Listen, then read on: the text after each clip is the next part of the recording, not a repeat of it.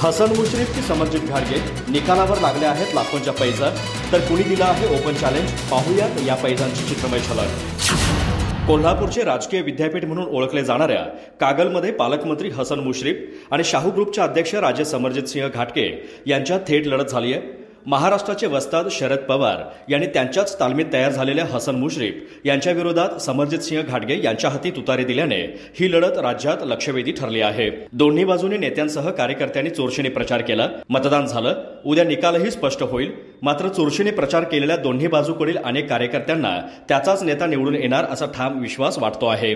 याविषयी आकडेवारीची चर्चा होत आहे आणि त्यातून पैजाही लागत आहेत। हसन मुश्रीफ की समर्जित घाटगे या मुद्द्यांवर लाखोंच्या पैजा लागल्या आहेत। पाहूयात त्याची एक चित्रमय झलक।